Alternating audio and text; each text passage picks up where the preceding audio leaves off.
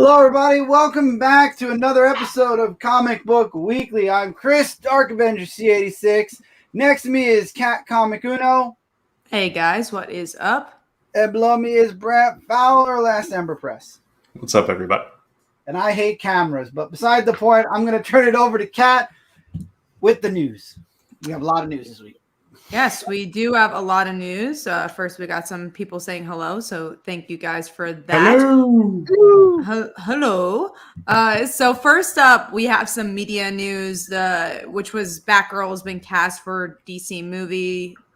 You know, she has a movie coming out, I guess other movies as well, and is the actress from Into the Heights, Leslie Grace. I have not seen Into the Heights, so I don't have much of an opinion. I think it's just interesting to see that Barbara Gordon's finally kind of getting some steam, that we have an actress now, and hopefully we get to see that movie at some point. Yeah, same thing. I'm not familiar with the actress at all, but I'm just glad to see Barbara, like you said, Barbara / Batgirl, getting some screen time there. I'm excited for that. For sure. I know there was other media news that came out this week too. The only thing that's kind of popping into my mind is the Ghostbusters trailer that came out today, but I didn't watch it. I want to make sure no one else has seen it. I thought that was a upload. I didn't even know it was a newer one. Yeah, no, it's new. I forget what it was about. It was Dan Aykroyd. They brought Dan Aykroyd in. I didn't see it though. Yeah, I didn't see it. I didn't even know it was new. That is a new trailer. So there you go. Those are our thoughts, is that we all haven't seen it. We got Jimmy who says hello. Welcome, Jimmy, to the show. Why is Chris a dot? And yeah, why is Chris a dot? He is trying to fix his camera as we do the news. There you go. Here I am. Wow. Don't I look great? Are you sure you're pointing it to the right camera, Chris? Yes, Kat and I have already been doing this. My capture card's messing with my computer settings. Okay. I wish I was more of a computer whiz to give information about that. But we have some comic news, so let's go on to Blade gets a one-shot for Darkhold event. I honestly don't even know what the Darkhold event is. The only reason I marked this is because Federico is doing something for this. Nice. Which I definitely wanted to shout out Federico Sabatini. Is his Marvel stuff is stepping up a little bit. I know some stuff that's coming that's really exciting for him. For anybody that doesn't know, he's the artist on my book, The Last Ember. So I'm always trying to shout out when he's got some stuff coming up. So he's doing something for this. I don't know exactly how much or what exactly, but I know that he shared some art from it. So. Mike Manan said, "Did you try turning on the light, Chris?" I think that's something you have to try out. Turn it off and turn it back on. Mike, go away. Thank you. So next up is Chilling Adventures of Sabrina is continuing. So we have the actual book that was from years ago continuing, and they're also making another one that is continuing the series. I just thought it was interesting to see Archie finally get back to this, and people really like the Sabrina television show. I always find it interesting to see those things continue. Will I pick it up? Probably not. I didn't quite like the Sabrina show, but I'm glad Archie's doing stuff. I feel like it's been a while since we've gotten news from them. Yeah, same. Except for that, going back to that classic stuff or that anniversary thing that was just, like the classic stuff, which wasn't really as newsworthy, I guess. But yeah, I agree with you. It's the show wasn't really my cup of tea, and neither was that particular series, from what I recall.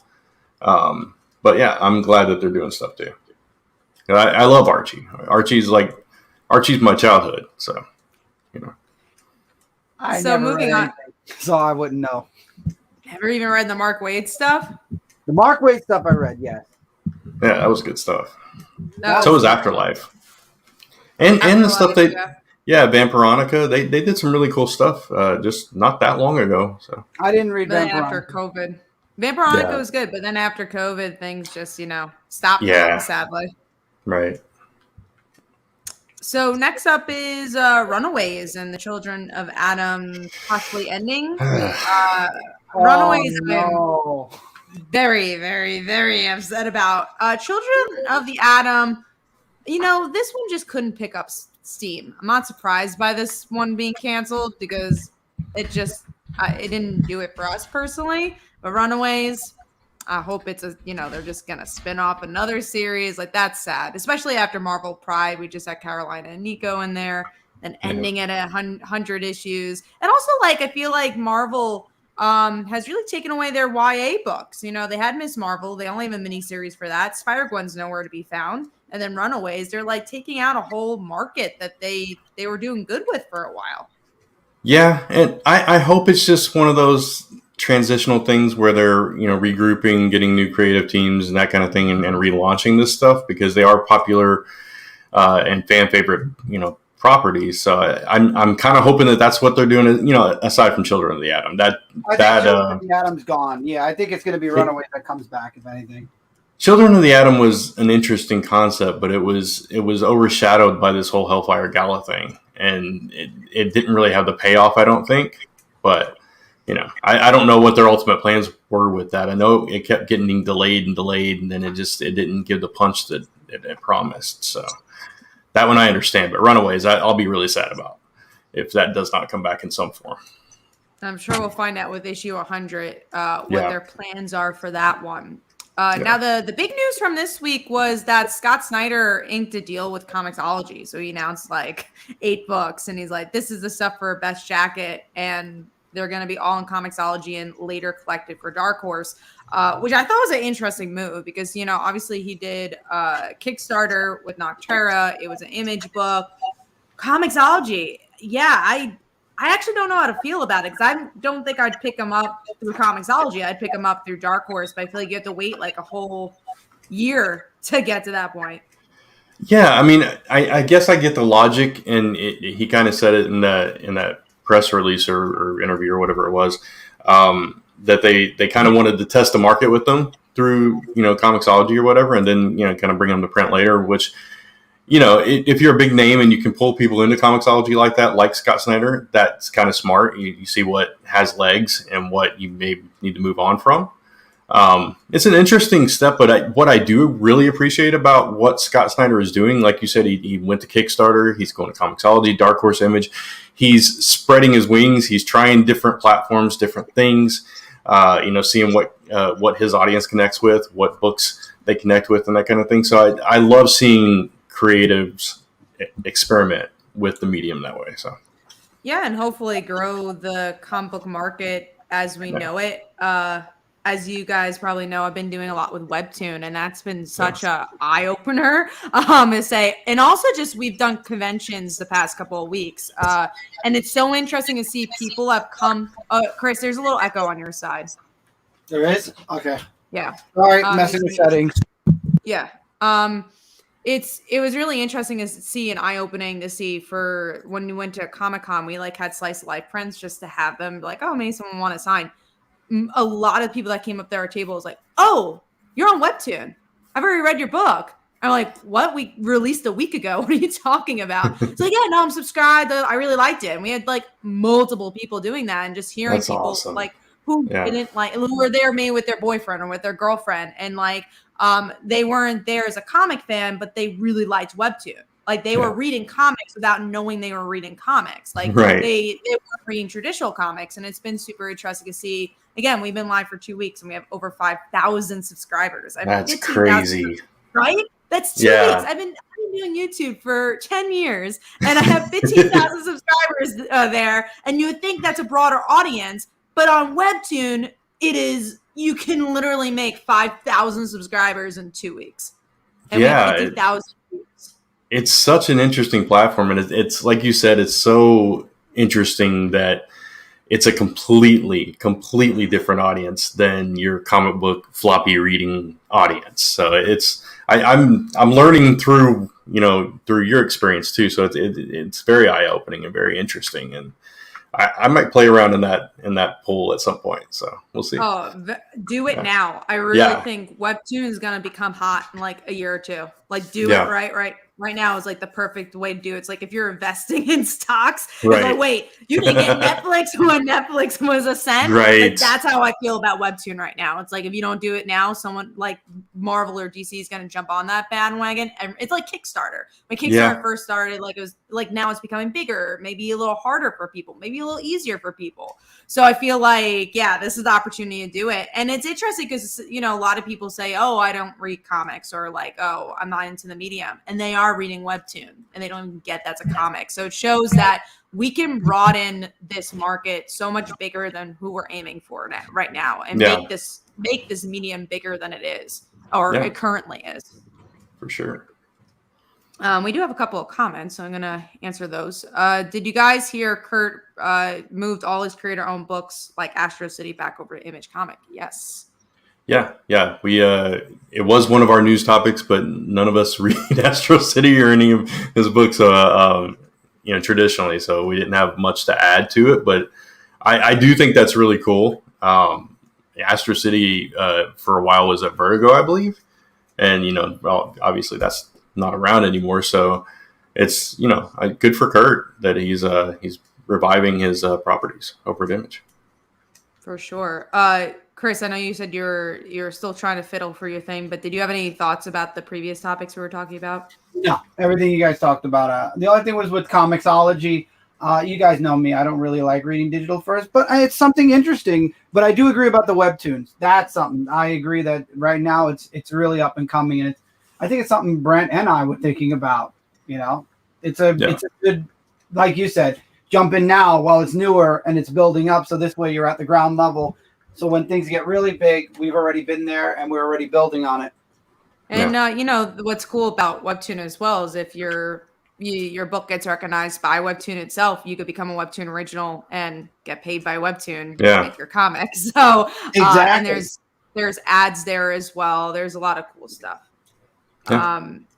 Okay, so we're going to read some more comments here. I've enjoyed seeing stuff like Cayman America get the start on Kickstarter, and books like The Darkness and Witchblade come back through the platform. Yeah, you're definitely seeing a lot of different companies utilize Kickstarter, which has been really, really cool.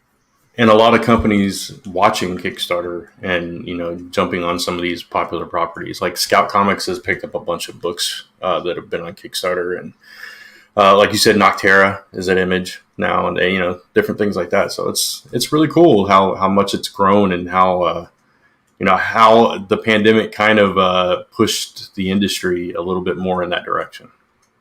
Yeah, and I mean, you see other creators like Jimmy Palmiotti, who's just sworn by Kickstarter right now. He really doesn't do anything but Kickstarter books. And, he literally just said on Twitter today, he made more money doing Kickstarter than doing Marvel or DC by far. It's more work, but you make a lot more money through Kickstarter.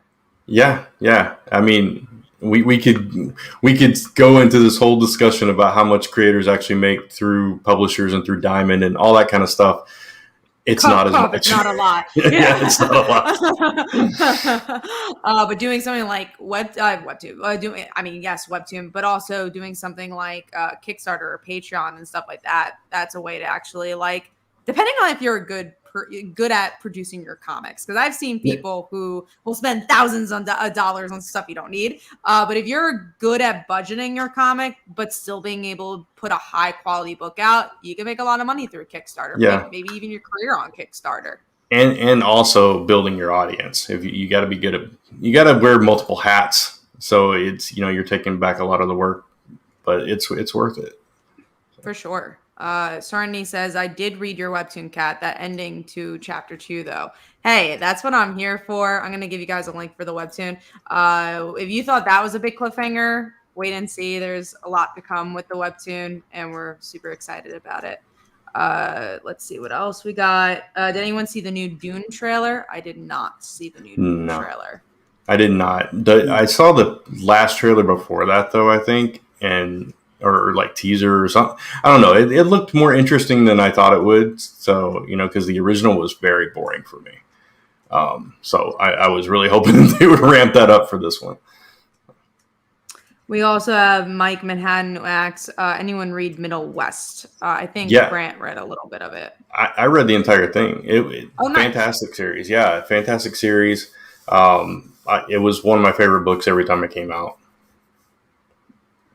So this is gonna launch us into the main conversation. But SM Down asks, besides Kat, because I have a feeling you know the answer to this, did anyone watch the He-Man original show? So the only one who actually watched the new show, I believe, is Brant. So he's gonna kind of dictate this conversation. But I wanted to talk about it more from like a media perspective, and someone who's watched the She-Ra television show. We'll talk about our big topic here. So yeah, who's watched He-Man here? Me. And Brant, obviously. Oh, you watched it too? Okay. Of course I watched the original He-Man. I grew up with it. No, I meant like the new one that just came out. Oh, no. Unfortunately, I don't have Netflix at the moment. Okay, yeah. So this new one, they dropped part 1, which was 5 episodes. They're about 23, 24 minutes a piece. And so when I was just looking for something to watch, and I didn't even know it was out yet. And I just turned on Netflix. I'm like, He-Man, I'm there. So I'm a longtime He-Man fan. I actually dressed up as He-Man for Halloween once when I was a kid, whole blonde wig and everything. So I did the thing. But anyway, I didn't know really how they were going to approach this particular series because there was a lot of talk about it being a continuation of the original. But the original was very geared towards selling toys. It was a toy commercial in the 80s. That's kind of what all those were. But they took a completely different stance with this. Like with She-Ra, they did something completely different with both the aesthetics and the storytelling and everything. It was like a completely different show that kind of was still grounded in the same mythos. But He-Man, being a continuation, they just kind of made it more mature, more adult, and not over the top. Like there is death, there is a little bit of blood, that kind of thing in this, but it's not like gory. It's not like you can't sit down and watch it and enjoy it and appreciate what came before. But it kind of, and I'm trying not to spoil it too much, but it kind of showed like the viewers of this grew up with it. So it's like as you grow up, your perception and perspective changes, and that's kind of what they managed to do with this show. And the interesting thing I found about the show was that it was less focused on He-Man, and Teela actually took center stage for most of this first part, from like half of episode 1 all the way through episode 5 was Teela. It was focused on Teela and her journey and how she was disillusioned by everything that she had been taught and grown up with, and the central focus was on her, on a new character named Andra, and on who I say new character, but I think she appeared in one issue of the comic way back when. But yeah, her and Evelyn, who was played by Lena Headey from Game of Thrones, and that's another thing. The voice cast in this was phenomenal. You had Sarah Michelle Gellar as Teela, Lena Headey as Evelyn. You had Tiffany Smith as Andra, another Game of Thrones actor as Man-at-Arms. You had Mark Hamill as Skeletor, Chris Wood from Supergirl as He-Man. So I mean, it was a tremendous voice cast, and I just love the way that they shifted the entire focus, and they turned the entire series on its head by what happens at the very beginning of the show, and that kind of changes the entire foundation of what Eternia, which is the planet that they're on, is based on, which it was always magic. And this is a very small spoiler because it happens early on in the first episode, but magic is gone. And what do you do with that when that's been your whole world?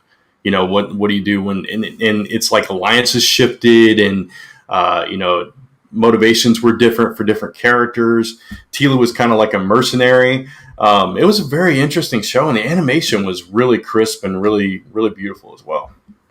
So going into the main question, do you feel like this made the He-Man franchise better? Because there's been definitely a conversation of people saying, people just like, dislike bombing reviews, and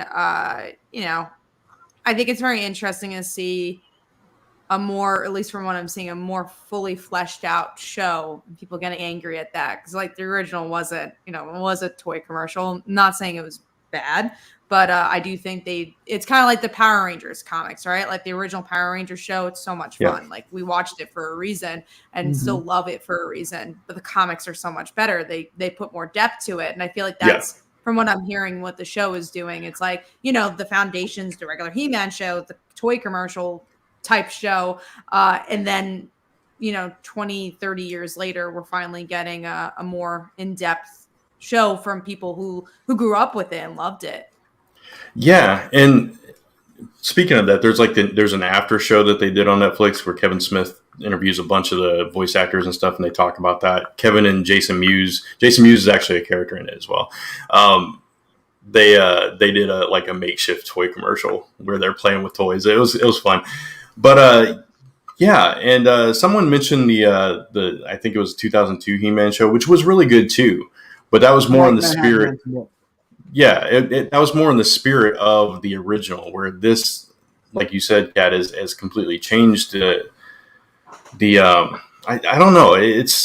I think it's with this particular show you could reach a different demographic, and what I really liked about it again was the focus on these other characters that maybe weren't as showcased, or they were secondary or tertiary, and it kind of brought them into the limelight a little bit.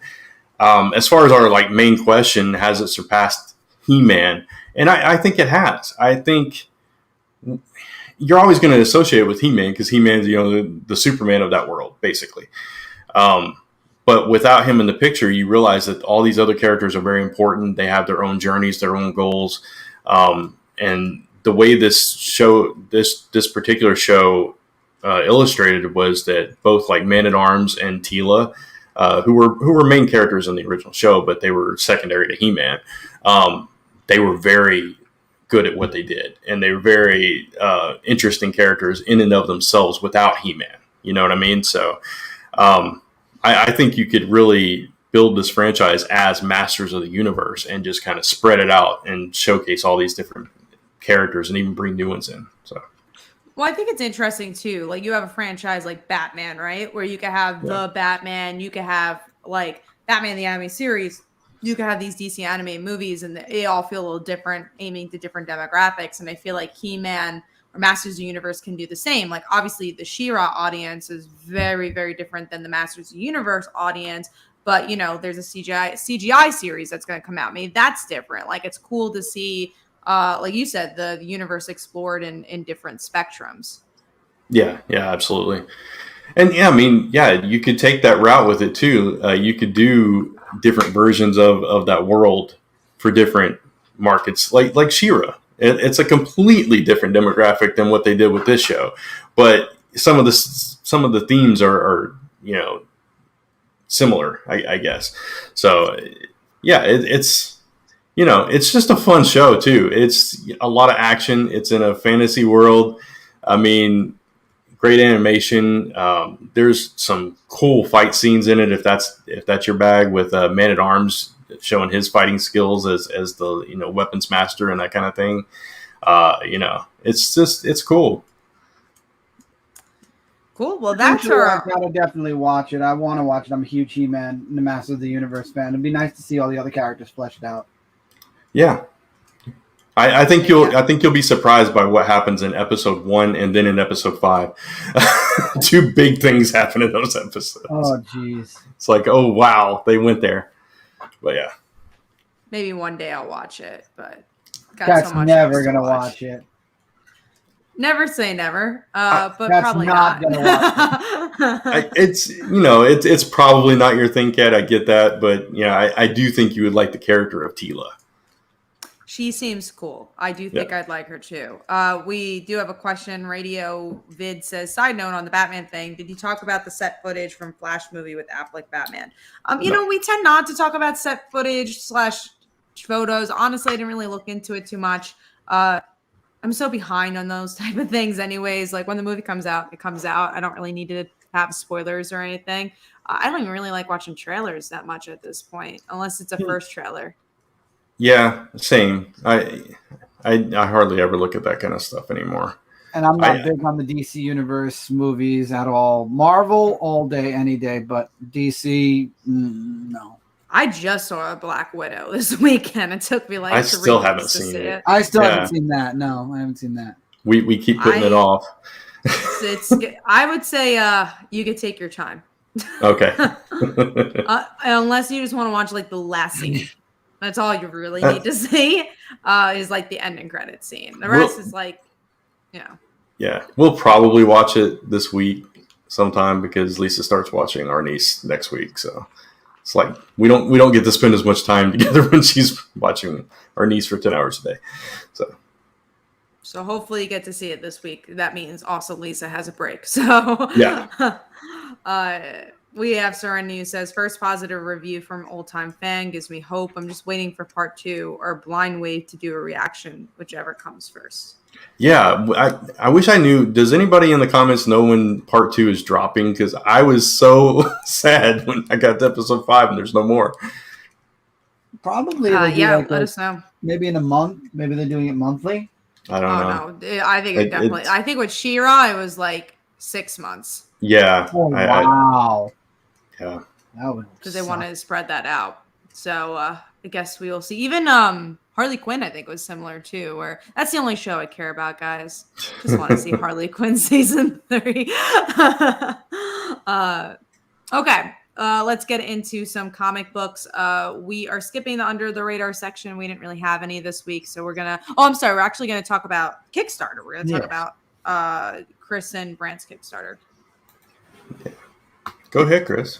Okay, so Celestial Falcon issue number 2 has officially dropped on Kickstarter. We dropped last week. This is for the physical copy of issue number 2. We have an awesome new cover, and it says it right there in the URL. We have an awesome new demon cover to add to all the shark covers we had for the original digital offer, and all those covers are available too. For this Kickstarter, we're asking for $2,500. We are almost halfway there. We've already got 50 backers.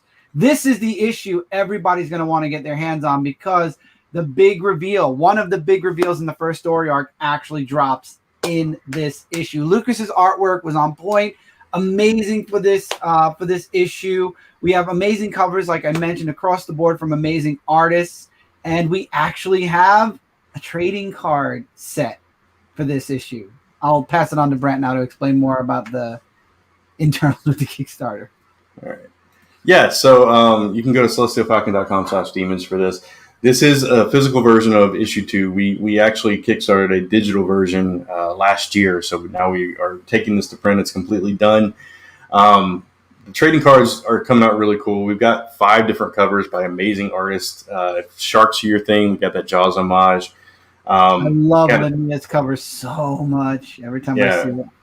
We got an extended preview on the page, so you can read a lot of the issue right here, which is really cool. And you can get trading cards. You can be in the book. There's a shot of the trading card there, the front of it anyway. We've revealed some of the backs, and later this week we're going to reveal one of the holo rares, so that's going to be cool. There's our brand new cover by Alex Cormack, who does Sink and Sea of Sorrows. And so good. Yeah. So perfect. You can have your name immortalized on a sign in this issue, so that's cool.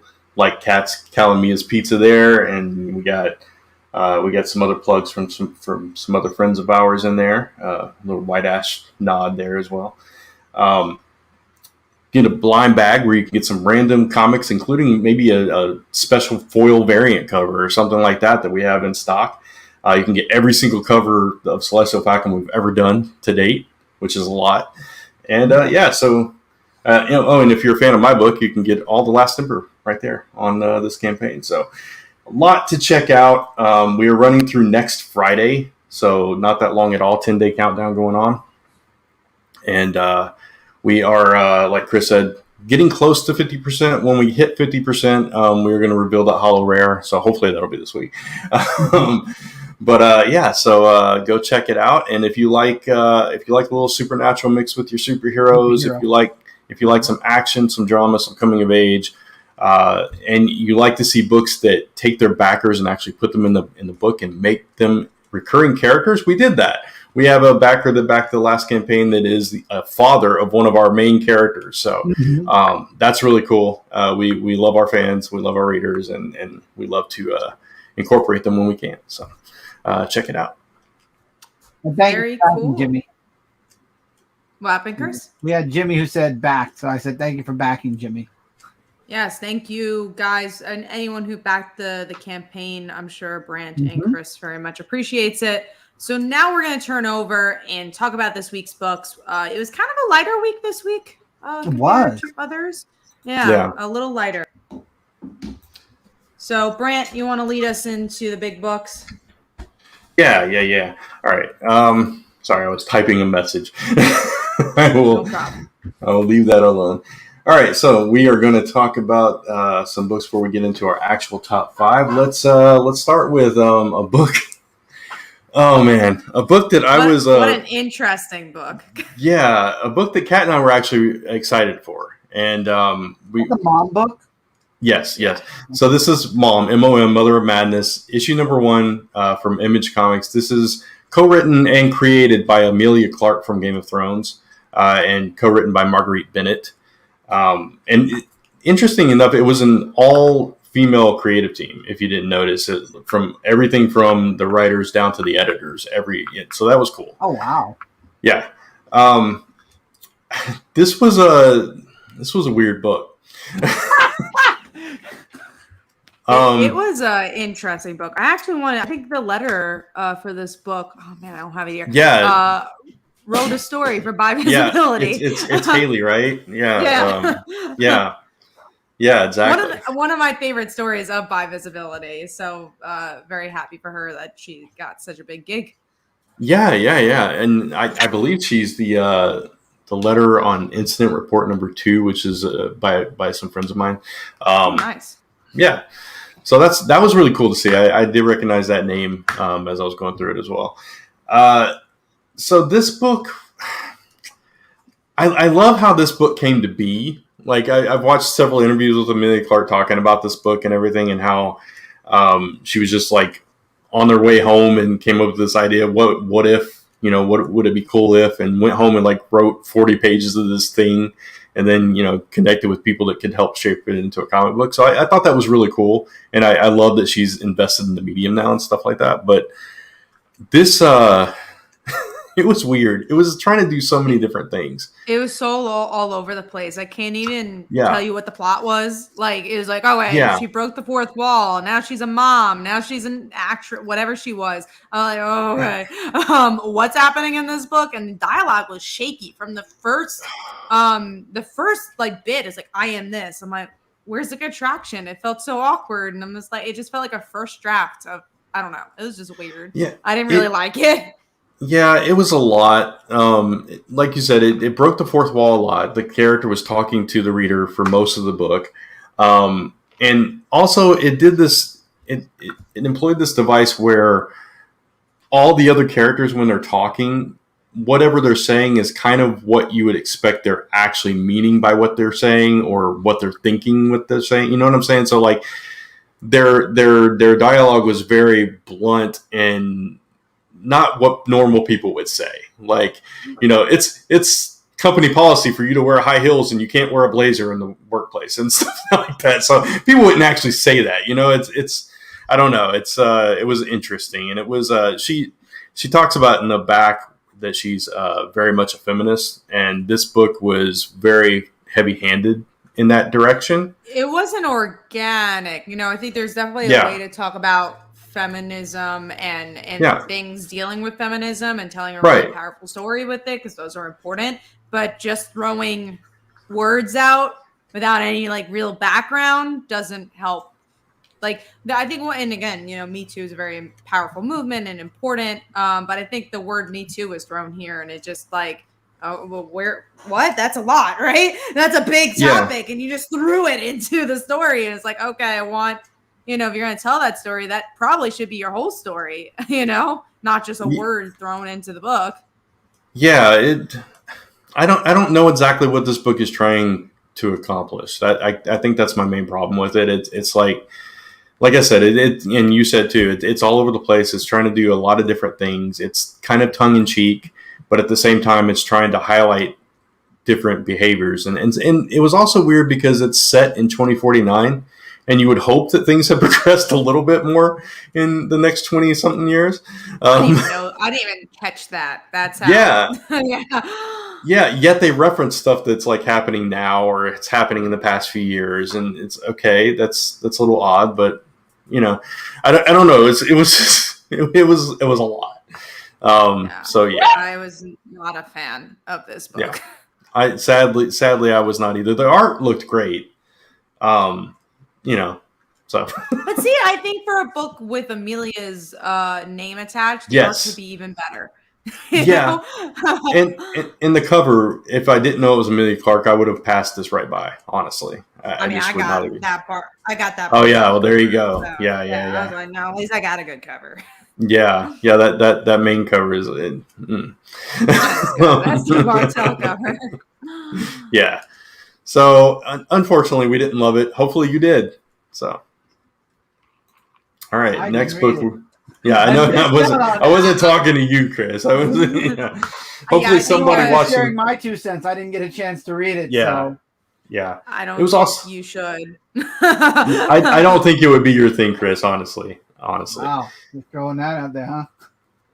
No, it doesn't sound like my thing. It doesn't. No, it really doesn't. No, it wasn't our thing. Yeah, I think you have to be a very specific. Yeah, you guys be mostly on point when it comes to books, especially Brant. So yeah, he knows. You have to be a very specific audience for this book, or just really love Amelia Clark, which is mainly why I picked it up. Honestly, more probably the latter. I would say. Yeah. You have to really like Amelia Clark to like this book. I don't. Even well, I do. I mean, I love Game of Thrones, and yeah. So anyway, Moon Knight issue number 1 by the creative team that did, or by the writer that did Taskmaster, which Jed McKay is doing this book. And I talked about last week how I was hoping that I would like this book because I want to like a Moon Knight book, and I'd forgotten that that team was doing this book. I actually really like this issue. I love the artwork in the book, especially. The artwork is jumped out at me first before even reading it. Yeah. The artwork was really nice. The story came together really nicely. It's like they pulled from different versions of Moon Knight to form this version. And so they paid homage to different types, like the where he's wearing the suit in the Warren Ellis one, and the classic stuff. They reference like all the times he's died, that he's an emissary of Khonshu. They reference the stuff that happened in Avengers that none of us read. So yeah, they pulled that all together, but they did it in a seamless way, and they framed it with him seeing a therapist and kind of working through this ordeal. But the basis of this story is that he's kind of taken on the job of protecting this particular city from vampires that have kind of been infested it, and they're what. That was the only drawback for me, was vampires. I'm like, every time I see vampires, I'm like, oh, not this again. Yeah, and I agree normally, but I don't think that was. So, like, there were vampires there, but he also fought like vermin. There was a reference to Spider-Man there, how he was a completely different character. So they established what kind of character he is and who he is. But they also introduced this other character. We didn't do our spoiler alert thing, by the way. I got it. But we are doing full spoilers here, so if you haven't read it, you definitely want to pause. But they introduced this other character that is also an emissary of Khonshu, and it's created this conflict because he doesn't feel like Moon Knight's upholding his job as this emissary of this god. So that's like the main conflict, and the vampires kind of introduced him. So I think the vampires are more of a plot device, kind of a throwaway villain kind of thing. It didn't ruin the book for me, that's for sure. Right. So anyway, I think they did a really good job of reestablishing Moon Knight and actually making him interesting and kind of a daredevil character who's not afraid to kill and can't die. So I liked it. Mm-hmm. Definitely. It was a very fun read for me. I normally don't like Moon Knight books like you. I've never really gotten past issue 1 or 2. This book, I think, is going to last for a while. And Kat did not read it. No, I have no opinion. Yeah, that's fine. All right, so that brings us into our top 5, though. So, Kat, what was your number 5? Mine was Power Rangers, issue 9. I like the small moments. I enjoy like the Lord Draken aspect. Sorry, I'm trying to get the issue. Like I like Lord Draken in it. I enjoy just seeing what's going on with the Rangers. I don't quite care about the space aspect. I'm like, whatever. But yeah, I still like the team. I like the dynamics in it. But I still like the other book more. Yeah, I agree. I think Mighty Morphin's the better book, but I think because this issue was grounded on that safe haven planet, that it was a little bit more enjoyable than when they were out in space and stuff. So it was a nice little reprieve for an issue. But yeah, I agree. It was a solid issue. I think all three characters have a moment to shine too, which is good. Yeah. You had Zach with the Hartunians and defending them, and then you had Jason with Draken, and then Trini trying to reach out to the Yellow Emissary. Yeah, that was it was well balanced. Trini the most in this issue. Yeah, that was pretty cool to see. Yeah, Trini is my favorite in this book period, I think. So yeah, I mean, I think you could tell it's Ryan's favorite as well, just from how much material he's been giving Trini. Definitely seems like it, and I like that because I don't feel like what little of the show I actually watched, I don't feel like she got a lot of the spotlight, the screen time. All the other characters did. Yeah, no, totally agree. Yeah. All right, Chris, what was your number 5? Superman Red and Blue issue number. I have to make sure of that number. Issue 5. The crypto story really was a heartwarming story. I enjoyed the Jimmy story that took place right after it, and it's just this has been a fun. Sometimes it's hit, sometimes it's miss. It depends on the artwork. It depends on the stories that are told. This one, just for some reason, usually I just skim Superman Red and Blue because I know we don't really discuss it on the top books or anything like that. So it's kind of like one of my little reads that I read from here, there, and everywhere. But the crypto story and the Jimmy story really held me on the book all the way through. And then there was Red Sun, which there was another story about Krypton and growing up in Smallville. This was a really good issue. For a Superman fan, this was definitely something you should read. Artwork again varies, but it was a really, really, really good issue. I enjoyed it. Cool. I'm glad you enjoyed it. I did not read it. I haven't read any of it. I think it's a very niche audience. It's a mini series or a maxi series, I believe. Anyway. Yeah. No, that's cool. I'm glad you found a Superman book you're enjoying. Well, there's another one, but we'll get to it. Okay. Yeah. Okay. And my number 5 is actually Captain Marvel, kind of by default. It was solid. There was some good parts in it. I love the. I'm getting a tiny little bit of an echo, by the way. Really? I'm not even messing with my settings now. I don't hear it, so it might be me. It's on my side. Yeah. Do you hear it? Testing. Not now. Okay, it's gone. Okay, and I didn't mess with anything, so it must have been on Cat's end. Okay, so there were some good moments here. I like the stuff with Carol and Amora. The way Amora read her mind and deduce what she was actually up to and that whole thing, and just them playing back and forth even before that with her leaving her to die and that kind of stuff, and just I don't know, the dynamic between those two characters really worked for me. But the ultimate payoff of her stealing the magic from Ove and kind of ousting herself from an entire community of magic users, including Doctor Strange, was, the big repercussions for Carol going forward. So that's what I appreciated about the issue. Yeah, I didn't like this arc as much as previous arcs. I hate that they're continuing this thing. I liked it from the beginning because I had to do Doctor Strange and her magic stuff, but kind of went right back to the future thing. And I didn't like it already. The Miss Marvel, Captain Marvel story was kind of cool. I'm excited for the next arc because we're getting all the Marvels. So that's interesting. I'm excited to see that. Yeah, me too. It definitely wasn't the best issue, but my top 5 is. It was kind of a weaker week this week. Yeah, this week was a lot harder. I was torn between Captain Marvel and one other book that we'll talk about soon. But my number 1 and 2 are my solidest out of the bunch. I would say the same. Yeah. I would say my 1 through 3 are my solid ones. My 3's. It's solid, but not as solid as my number 3. We'll get there. Maybe. My 3 is pretty solid too, actually. Okay, cool.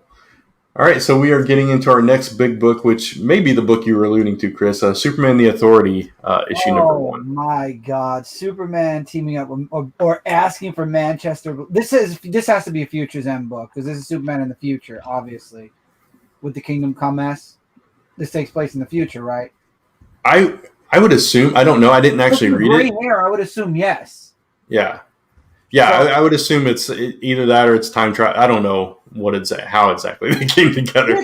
They had Kennedy in it. It was Kennedy when he was assassinated, and Superman. So it's like, you didn't read the book, did you? No, I didn't. I just said it. Oh, okay. I thought you did, and you were okay. Yeah, no. So the beginning of the book had a parallel between Superman, with the president and Manchester Black and his past also. And then it comes together in what I believe is the future, where Superman tries to get the help of Manchester Black because the Phantom Zone is failing and a bunch of other things are going down, and Superman is losing his powers because of things that have happened apparently in the I don't know. Somehow Superman's losing his powers. So, of course, Manchester Black says, no, I'm not helping you. He hates Superman. He wants to see Superman dead. We all know this. He walks out. The Phantom Zone erupts. He ends up coming back. You could see that it was telegraphed a mile away that he was going to come back. He teams up with Superman. They relock up the Phantom Zone, and now Manchester Black and Superman are going to create a team to help, save the world.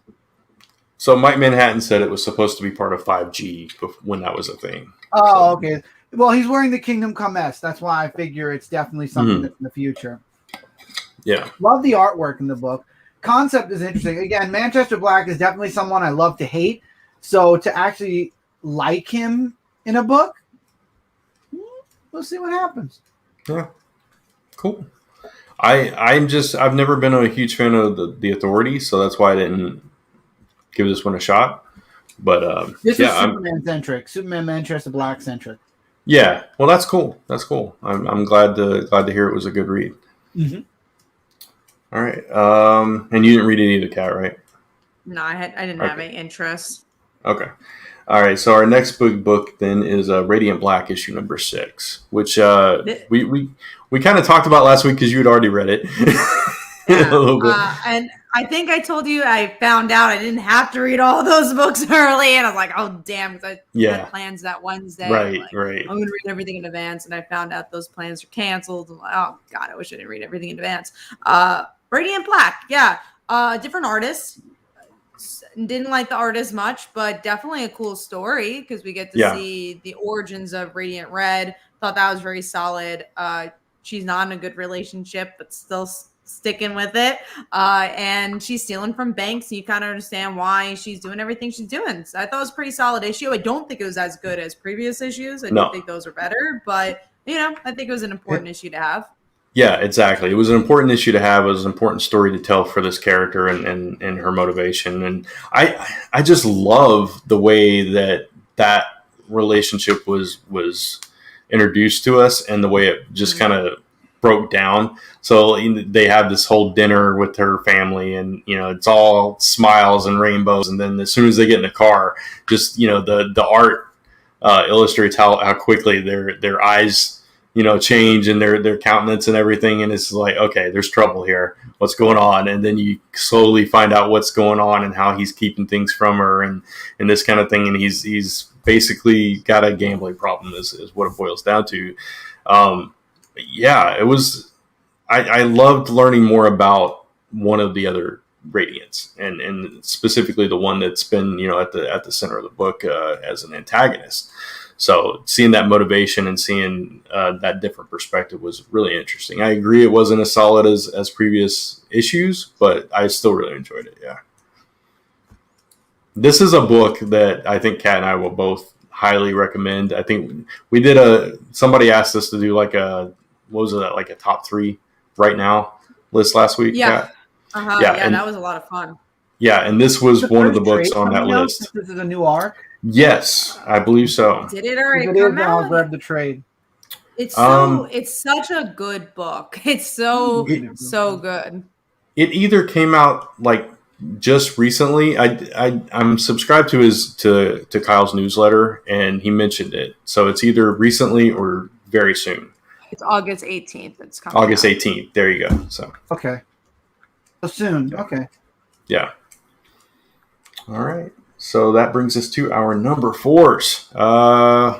I will do mine because we already talked about it, which is Moon Knight. Issue number 1 was my number 4. And my number 4 we already talked about too, so I'll go next. It was Power Rangers. Okay. Nice. Cool. Okay. Mine was Second Coming. No one else reads it. This wasn't as solid as previous issues, but definitely interesting perspective of this super church wanting Jesus to be their mascot pretty much, and telling the unpaid intern to help them out. And then the unpaid intern meets Jesus and says, I don't want to do this. Like, cool, you want to be my disciple? It's like, is it anything like being an intern? It's like, yeah. So she's now part of the disciples. So, it was a fun issue. I don't think the plot moved too much, but I love the social commentary of the book. Interesting. Interesting concept. I'll say that. Definitely an interesting concept. Yeah, I really like it. And it just takes a while for every issue to come out. Yeah. That is true.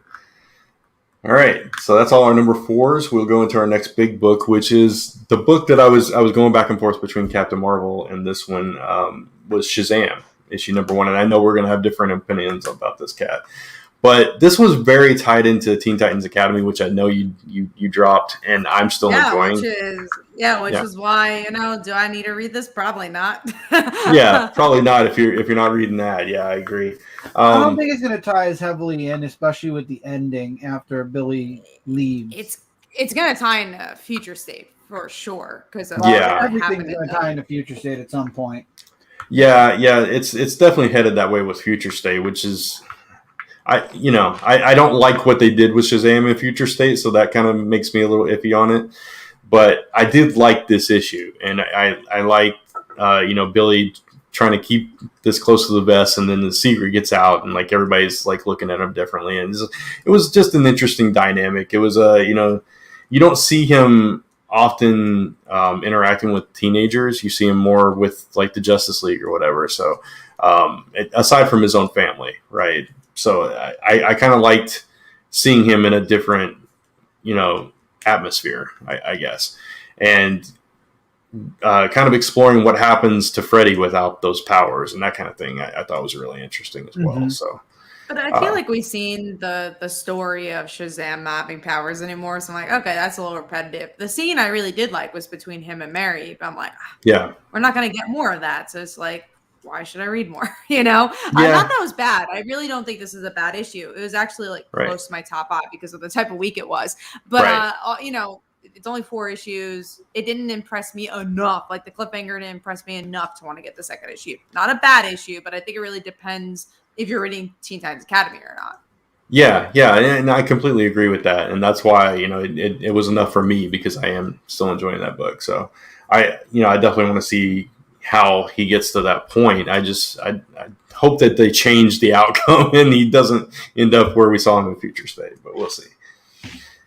All right, and our next book is Marauders issue number 22, which was another departure. I just don't understand. More departures than plot in this book. I don't understand what's going on with this book, man. I was kind of disappointed. Yeah, maybe. I don't think it is just because they're on a space now, but the big part of this book that I think a lot of people like is Emma and Kitty's interaction. Yeah. And I feel like this book goes out of its way for them not to interact with each other. Absolutely. And I think that's so strange. And Kitty's not even, like, this is Kitty's book and she's not even in this issue. I didn't quite love it. And then the relationship between Emma and Sebastian's kind of weird. She wanted to kill this guy. And now they're like buddy.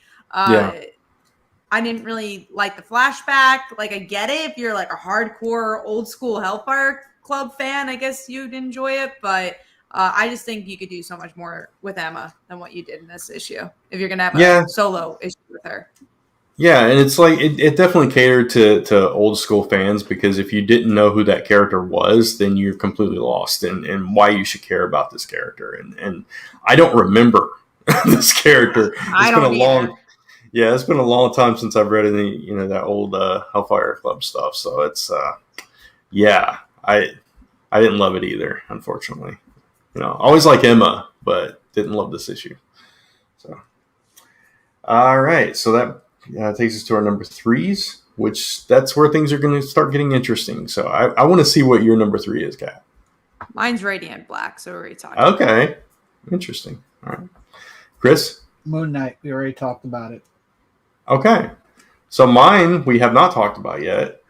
Surprising that it's a little bit lower is Nightwing, issue 82. Whoa, okay. Lower? But you're always controversial with your Nightwing thoughts. But I mean, like, last issue was number 1, hands down, no question. Couldn't wait.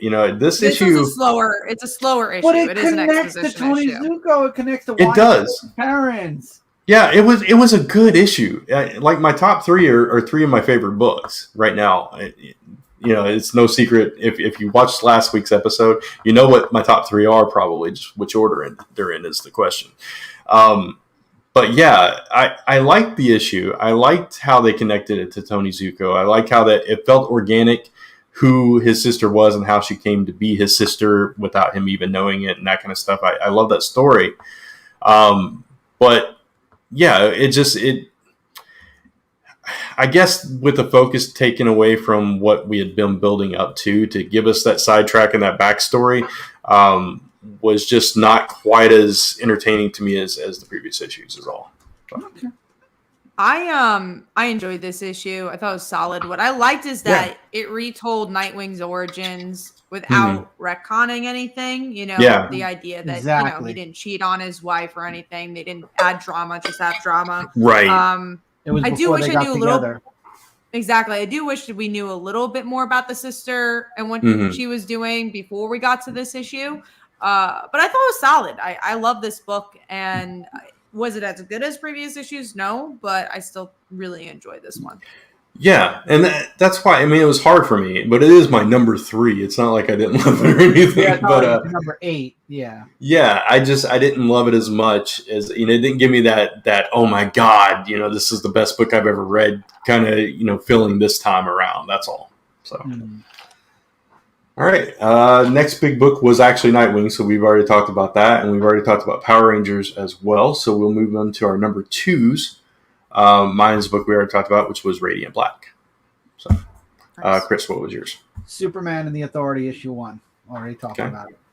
And Kat? Mine is probably your number 1. Shadecraft, issue 5. Yeah, I liked it. I'm just sad that it's over for a while. I'm like, how do you leave this on that cliffhanger? But I love the family interacting with each other. I thought it was a really, really solid issue. Good action. Again, I liked where it ended, but now I feel like we're gonna wait like 2 years until we get the next issue. Oh, I hope it's not that long. I really do. This was a really, really good issue. I love the entire family dynamic. The mom's she's cool. Now that we know, her secret. They're all cool. The dad's like this down to earth, cool dude that just wants to be a part. And I that was like one of my panels. I love that. That whole exchange, and then like the brother like struggling with, did my mom give me away? Does she give up on me? That kind of thing. And Sadie kind of having to bring him back in. And it gave us an ending with opening you up for a new beginning, which I thought was a cool thing to do too. So yeah, it ended kind of in a surprising place where they're not going to go back to normal, and people in school even know like, oh, something happened with that family. Yeah, which was really interesting place to leave it in. And it's like if it never did come back, it's like one of those, oh, that's cool. I wonder what's happening with them now. Where they go. But it's still a good ending. Yeah, but it's still good, solid ending, conclusion to the story. So satisfying, but still leaves you wanting more. So that's supposedly a TV show ? At least that's what it said on. And it's like, oh, they're writing a pilot. That's why the reason we're not getting another issue so soon is just they didn't know if it was going to be as popular as it was, and it was. So I'm guessing that's why they're writing it now.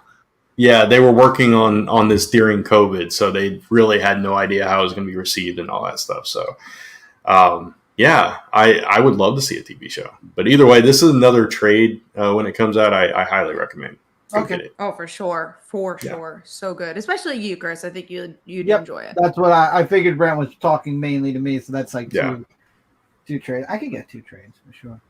Yeah. All right. So our last 2 big books are books we already talked about, Shadecraft and Captain Marvel. So we'll just go right into our number ones, which it's already obvious. That's my number one, Shadecraft. Kat, yours is obviously Nightwing. And so is mine. And so is Chris's. So there you go. Great. That's our top 5. Yay! So we just slide right into the chop block, I guess. I have nothing to chop this week because there's so much on. Mine too. So much. Okay, so Brant's drinking. Kat, you first. Mine, Shazam, just because of the reasons we were talking about. I'm not reading Teen Titans Academy. It didn't quite give me enough for issue 2, but wasn't a bad book. On the other hand, Mom wasn't, in my perspective, a good book, so I will be dropping that very quickly. And then Chew. The reason I'm dropping this one is because I kind of forgot it existed, and then it came back. I'm like, do I need this? Saw it. Yeah, I have to read the issue before it, so I didn't read this one yet. Okay. It's just like, do I need it anymore? Especially because I didn't read the main series, so I'm like, they dropped the ball. They really did. They're dropping the ball on Chew by giving it such long breaks in between issues, and also not much progression in the plot. Yeah, that's the problem. Happening. Yeah, long breaks and no progression. And that's what sucks. It's not like Shadecraft where every issue something big happened. And you're like, oh my god, next issue. Now, like, the story arc ends with something like this. Like the family leaving. When Saga comes back. I'm gonna wait to see when Saga comes back. I'm literally wearing a Saga shirt. There you go. Everybody's gonna be like, geez, I gotta reread everything again now. What happened last? Yeah. Yeah. Well, I know what happened last. I remember Saga. I enjoyed Saga. That was one book where you're like, oh my god, how can you how leave they this on ended it on that? Oh, yeah. I hated it. I won't forget that issue. Like that's one. You could take 5 years for a hiatus because no one's gonna forget what happened. I haven't even read it, and I know what happens, and I can't forget it. I get that with you. I think I'm gonna give it another issue, but I didn't read the main series either, so it's always one of those books. It's like, do I like this? I read it's kind of fun. I read the main series. That's why I'm sticking with you, no matter what. But that's the word. That's the wording I would use. It's kind of fun. Like it's not a bad book by any means, but it's just like, is it going anywhere? Like this week, it's like as light a week this was. I had no problem reading this book, but if it came out in a heavy week, it would be like bottom of the pile, I think. And it'll just depend on how it falls, I guess. So, but as for me, Mother Madness, that's on my chopping block too. Sadly. That kind of hurts my feelings a little bit. I hate, it does. I'm sure it hurts Amelia's feelings as well. Yeah, I'm sure it does. Cry. But it wasn't my thing.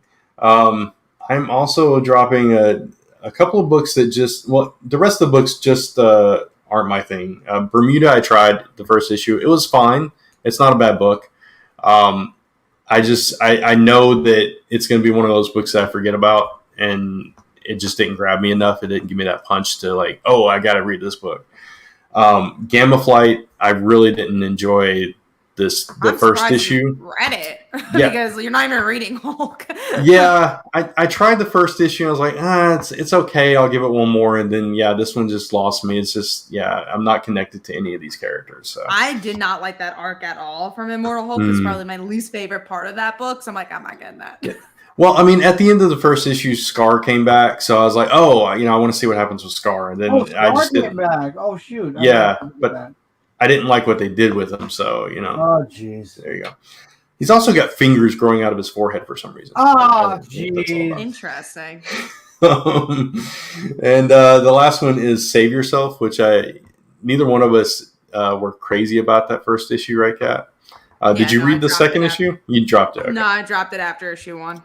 Yeah, you made the right call. So I'm definitely dropping it now. So yeah, it didn't. You're still not connected to any of the characters in the second issue, and a lot of the I feel like a lot of the anime tropes or manga tropes were at play here and a little forced. So that's sad because it had potential. I feel like that book. Yeah. Yeah, it felt like a lot was forced in this book. So I'm done. But that's it. That's all I'm dropping. So there's a lot. That is a lot. With that, I'll switch over to Brant with most anticipated because we did our. Well, actually, you can keep that if you want. You can take that right away. I can take it right away. No, you do it. Okay, I did not weed this out, so this can be a challenge. There's a lot of books on here. Oh, you didn't weed it this week? Yeah, let's talk about Detective Comics. I'll just go down the list. Detective Comics 1040. Just briefly, I'm enjoying this storyline, but I'm kind of ready for this arc to wrap up. Me too. That's kind of where I'm at, which is why I didn't mark it as anticipated, because I'm like, I'm kind of done with this arc. Yeah. Let's see. I'll leave that one off. Let's go to Amazing Spider-Man number 71. That is one we all marked. So I really like Sinister War, so I'm actually interested to see where this issue is going. Yeah, exactly. Go ahead, Chris. Sorry. No, I'm saying I've been enjoying it, so I'm definitely interested in seeing where they're going with Spider-Man right now. Yeah. All right. We'll jump down to Chris with the TMNT Annual 2021. Oh, any annual from TMNT has some really cool story in it. And also when it comes to the annuals, usually it teases a little bit of what's to come for the next year, or at least for the fall into the spring. So I'm looking forward to seeing what we're going to get teased. Gotcha. I have not been loving the series lately. So me neither. You know, I still recommend it, but apparently since issue 100, I would love to show if I could have got my camera to work. I just got volume 13, which they're considering that the last part to the first volume. And then from 101 on is supposed to be like a rebirth kind of deal with TMNT. And I don't know where they're going with it anymore. I'm hoping that they gear it up a little bit more moving on to the future. Because right now it's all about Mutant City. And I don't know. We need a little bit more because it's starting to wind down a little bit, I feel. Yeah, it's been too heavily focused on that. Like I said last week, the one interesting thing about it was what happened at the end of the last issue. I don't know if you read it yet or not, Chris, but I did not get a chance to read it yet. But then I won't spoil it. It doesn't matter because I'm going to read it tonight, probably, honestly. Okay, it's just a human gets shot in Mutant Town. Okay. Supposedly is dead, so... well, it's a new writing team that took over since 101, so that's the problem. Tom Waltz stepped down. Yeah. So it's just been a little slower for me, but yeah. All right, let's see. Let's go to Cable number 12. Is this the last one, Kat, or is there still one more? Yes. This last finally. one. Yeah. I just want to see how it ends. Finally. Yeah, because I've been sticking around since it's like I feel like every month I'm like this is the end. This is the end. It's like, I feel like they announced it 6 months ago it was gonna end. I was like I just want it to end. I want to see it through.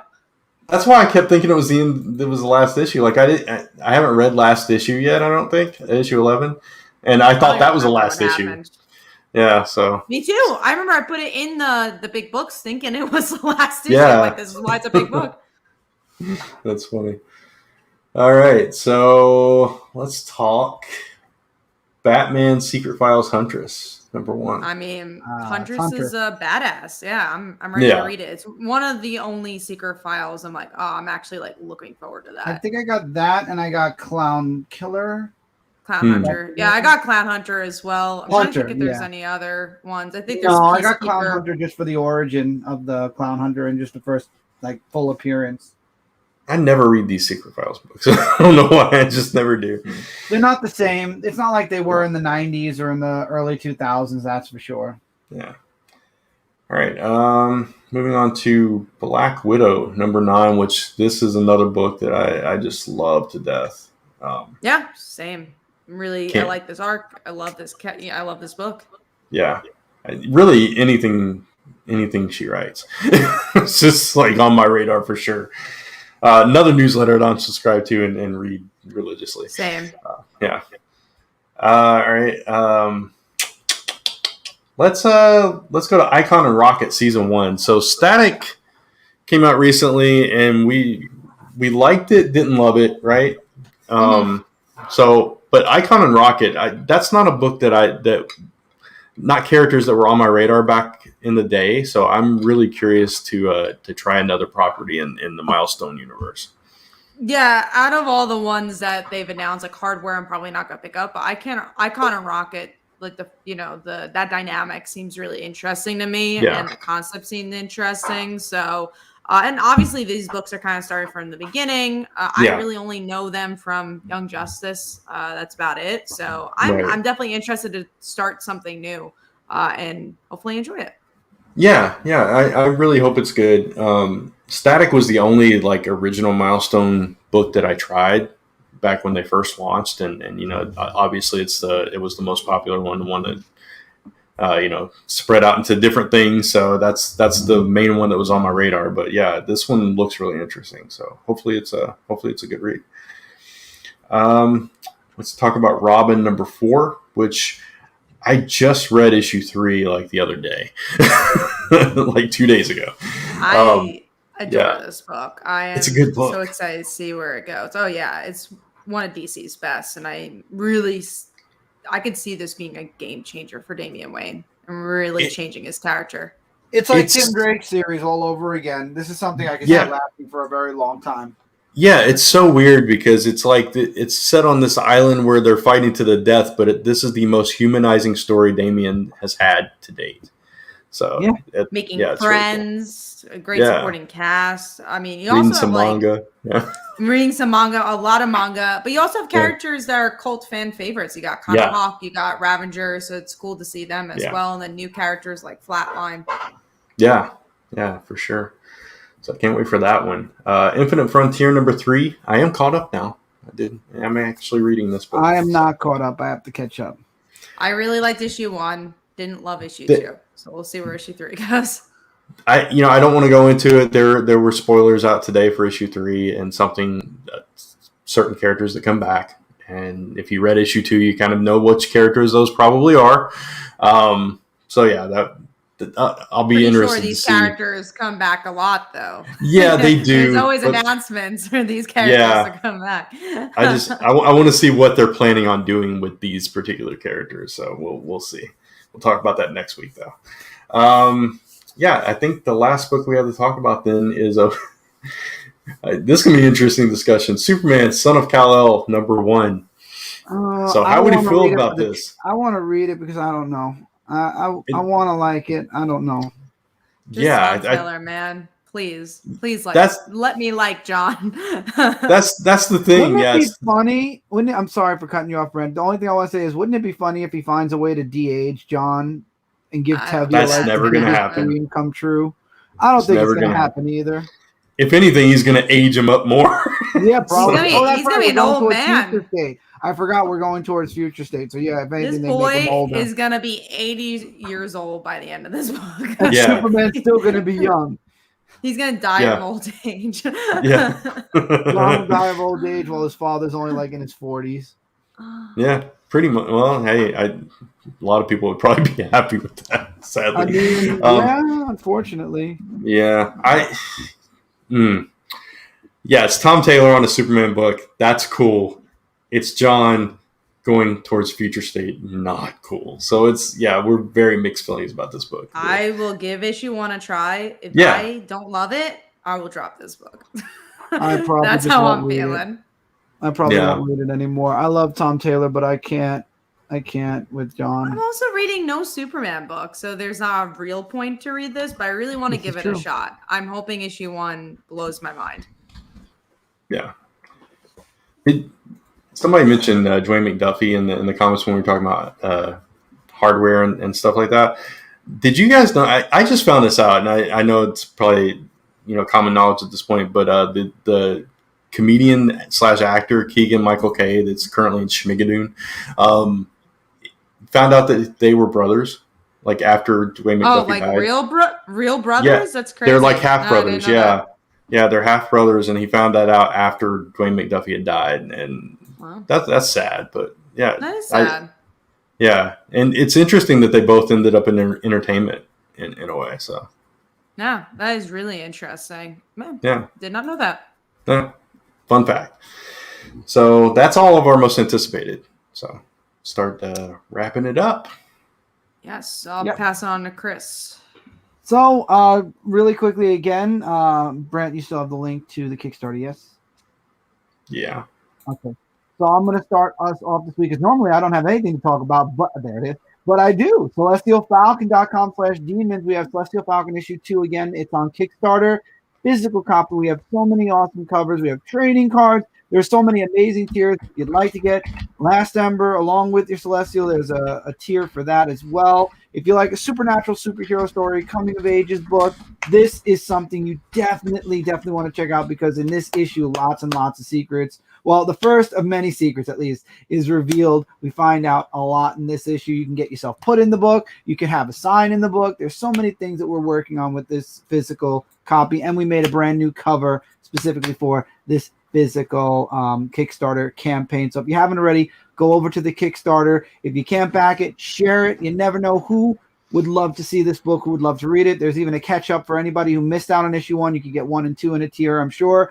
So definitely back Celestial Falcon. As far as stuff online goes, right now I am hopefully at the tail end of stuff going on in my personal life.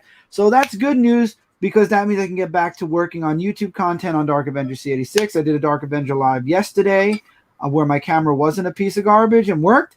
So if you'd like to hear updates on that, check that out. And stream schedule for Twitch is coming once things start working out for YouTube. Twitch will follow in pursuit. Stay tuned on the social media for that. But that's all I have right now. So I'm going to pass it on to Brant to continue. Do you have anything, Brant, that you'd like to talk about? I mean, it's mainly the Kickstarter. Definitely go check that out. Beyond that, I did a few days ago, I did a chill live stream on Facebook, and I kind of teased some upcoming stuff from Last Number Press. So if you want to watch that, it's about 30 minutes.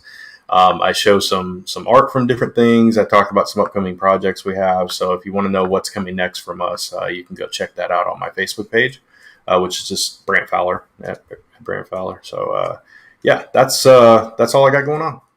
All right, and Kat, what do you got going on?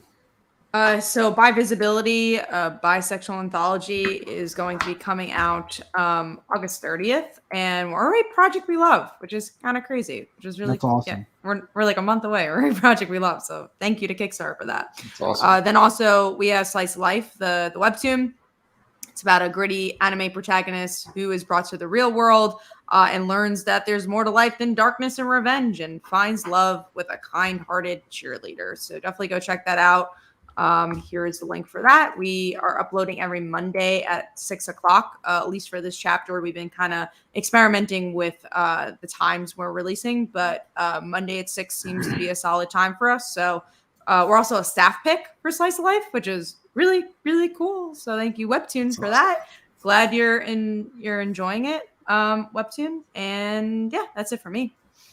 Awesome. So with that, that is another episode of Comic Book Weekly. As always, if you're watching on the YouTube, don't forget to click that sub button. So this way you're subscribed and you're with us each and every week as we do our Comic Book Weekly Live. Don't forget to also go over to the iTunes and follow us on iTunes. Listen to us on iTunes. If you want to hear, if you leave us a 5-star rating, we'll read it on the show. So definitely, if you have the ability to, do that.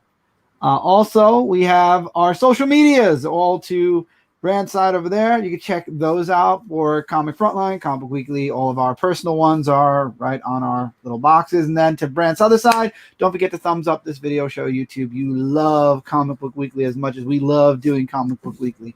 But with that, that's it for this week, everybody. So for those of you listening, we're waving. Goodbye. Stop it. Goodbye, everybody.